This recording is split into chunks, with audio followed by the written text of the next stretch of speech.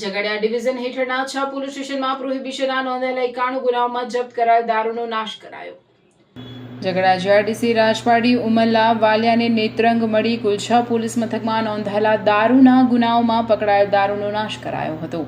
ઝઘડા ડિવિઝનમાં સમાવેશ 6 પોલીસ મથકમાં પકડાયેલ વિદેશી દારૂના જથ્થાનો આજે ઝઘડા જીઆરડીસીમાં નાશ કરવામાં આવ્યો. એએસપી અજયકુમાર મીણા, ઝઘડા પ્રાંત અધિકારી, ઝઘડા મામલતદાર અને વિવિધ પોલીસ મથકના પોલીસની હાજરીમાં સમગ્ર પ્રક્રિયા હાથ ધરાઈ હતી. વિવિધ પોલીસ મથકોમાં 91 જેટલા ગુનામાં પકડાયેલી કુલ 14,092 નાની મોટી દારૂની બોટલો તેમજ બિયરના જથ્થાનો નાશ કરવામાં આવ્યો હતો.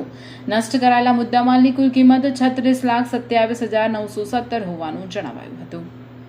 ઝઘડિયા ડિવિઝનમાં આવતા કુલ 6 પોલીસ સ્ટેશનોના મુદ્દામાલનો નાશ કરવામાં આવ્યો, જેમાં ટોટલ ગુના 92ના મુદ્દામાલમાં નાની મોટી બોટલ મળીને કુલ 14,052 જેટલી બોટલો હતી અને જેની કિંમત આશરે 36,27,000 જેટલી હતી. આ મુદ્દામાલનો અમારે એસડીએમ સાહેબ અને મામલતદાર સાહેબ અને અમારા થાણા મલ્લાશ્રીઓની હાજરીમાં અત્યારે નાશ કરવામાં આવી રહ્યો છે.